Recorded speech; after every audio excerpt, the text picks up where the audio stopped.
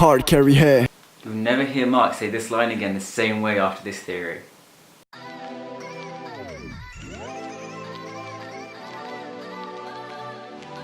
Connected music videos are fun and a lot of K-pop bands are doing it lately. But with the release of Never Ever, we get the final piece that connects the GOT7 flight log story. And we will finally be able to understand the meaning of Jin Young in his tank, the crash plane, and all of the flying. In order to figure this out, we actually edited together a little timeline video that fits together all the music videos and stuff into one cohesive timeline that we think fits the story perfectly. And that's what we're going to follow in order to make this theory. So if you want to watch that, wait to the end of the video and we'll link you to it. We start at the beginning with Departure, where GOT7 are all in a van together, being silly.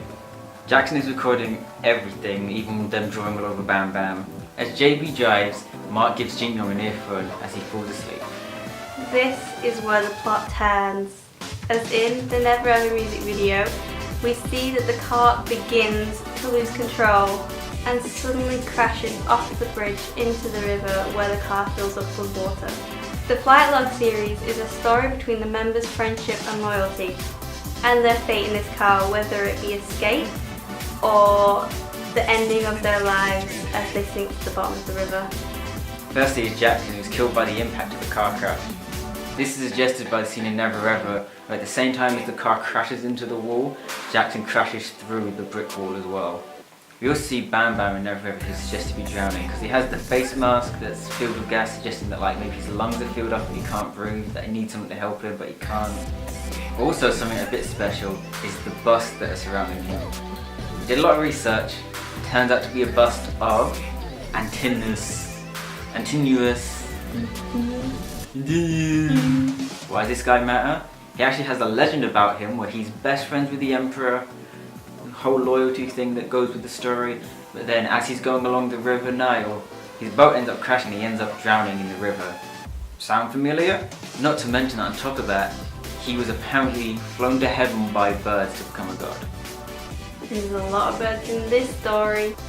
Before we find out the rest, we follow Jin Young as he wakes up in the car again, watching over the other members playing in the park. This isn't real, as evident by Jackson's camera having now stopped in time. But Youngjae begins to fly, then followed by Jackson, they all begin to fly. We're so cool. We believe this is the members' experience is sort of transcendence, moving towards an afterlife, hence the fantastical nature of the flying, and empty spaces like the airport and the park, as well as the obvious links flying has to the afterlife. However, Jin Young does not fly with his other members. He looks around the empty airport, climbs the building, and falls. On the fall, he sees the other members fly past him. This is because he survives. We see multiple times Jin Young trapped inside a case filled with water, unable to escape. But when put together, we can see that Youngjae notices Jin Young unconscious and breaks the glass holding his cage together. We believe this is Youngjae breaking the car's window, or maybe even breaking down the car's door, since it's also missing half carry. This is also the meaning of the bird Youngjae frees, symbolising the freedom he gives to Jin Young. However, at the end, we believe Youngjae dies and someone else has to take over. This is when Mark comes into play. We see him in the Never Ever music video that he is outside the car but still in water, and the way he looks at the other members when they're flying and questioning it suggests that he is more conscious than the other members of the situation. We then see him dive into the water and grab Jin Young, and with the strength of the thought of his friends, he pulls them away and swims to the surface. He says a line at this point that takes on a whole new meaning when you see what this scene means. Hard carry here. He is carrying his friend's safety even if it kills him. After saving Jin Young, we believe that Mark goes back to save JB. And it's here where we believe that Mark dies and is unable to save JB. The evidence for this can be seen when the members all begin to fly, as we can interpret this as the order in which they die, with Mark being second to last and JB slowly raising up, suggesting that his maybe wasn't even instant, maybe he made it to the surface and just didn't survive from there.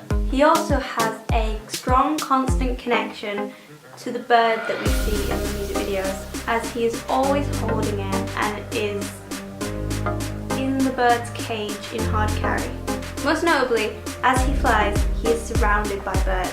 Since we see this bird as Jin Young, it can be seen as his connections being like Jin Young, trapped, waiting to be freed. For him being in the birdcage though, but instead not making it. More evidence comes from the fact that the bird in the videos is a parakeet, which is an odd and specific choice of bird. Why not a dove or any other bird? Well, it turns out that parakeets have a strong connection with loyalty, with loyalty being one of the most key parts of this story. It's the members' loyalty that has Young Jae break the glass or door of the car and has Mark swim back down to try and save his other members. With this, Jin Young is saved and continues to fall past his members as they fly past him. This is why he acts surprised as he suspected them to all be dead. Mark smiles at him knowing that he will live, as Jin Young sheds a tear that Mark sacrificed himself to let Jin Young live. Then he falls unconscious again. This is where we get the airplane scene, where the members are reenacting what happened at the start, with Bam Bam falling asleep and getting thrown on, Jackson filming and general chaos. However, Jin Young is in a corner listening to music by himself. This to us is a River Styx sort of moment, where the members are being led to the afterlife by the attendant who's sort of Grim Reaper. The members have been shown previously through Jackson's recordings to not be progressing into return, so this reenactment is very surprising. Jin Young, however, has Mark's earphones now, where at the start he only had one, and is being ignored and left out by the other members. This is because he is different to them, because he isn't going to be following them on this journey. This is when turbulence hits and the attendant brings him a mask. This scene is him being revived by the medics, which you can see in the next scene. Here he begins his out-of-body experience where he comes to terms with what's happened. You can tell it's an out-of-body scene by the way the medics don't pay any attention to him, and that they are only just now undoing their things, and how fast he gets up. He sees Jackson's camera playing the video from the start, not only showing the flight seems to be a recreation of this, but also showing that his friends are gone now, which is what the symbolism of the crashed plane represents. You can also tell that this is after the previous event previously mentioned by the way he looks at the car confused and the way that the door is ripped off, showing his escape from it. It is also worth mentioning that the medics in the music video aren't from the air ambulance, but are actually from the Korean Fire Brigade, who are more likely to arrive at a car crash incident even if there is no fire. His out-of-body experience leaves him washed up on shore, probably because his mind's taking him there thinking about surfacing from water and where he'd be. Throughout this, he contemplates about what's happened, and he ends up with the contemplation that he appreciates what his friends have done for him, and that they're the reason he's alive, and that he's going to use his life now to succeed and carry on their legacy. Yugyeom is seen following and watching him as he is revived in hospital, and you can see Jin Young waking up with a surprised look on his face as he contemplates everything that he has experienced. Sometime later, he awakes in his room, his friends are still around him. He glances at Mark smiles back, and he looks away sad. This is a marker of him remembering what's happened and how he has his life because of Mark's sacrifice, and Mark silently watching over him still. They're yet again staying the same acts, the same recordings, throwing darts that don't go anywhere. JB holds the freed bird, Jin Young looks in the mirror to see himself alone. This is him living on but not forgetting his friends and what they've done for him. That's the end of our theory. I hope you enjoyed it. There's a lot of small things that we never got to mention. Maybe we'll make a follow-up video to this if this does well. Tell us if you want to hear any more of what happened. We'll also post a timeline video that we said we edited. Post it separately from this, so if you want you can just watch the whole timeline how we say it goes. So you can see just how good it is.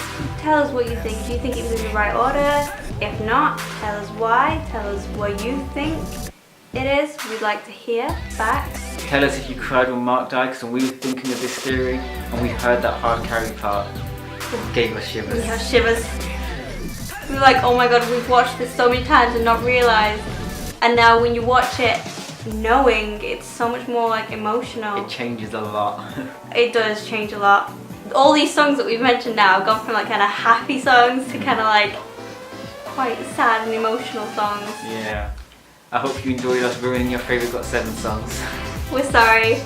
Till next time. Bye.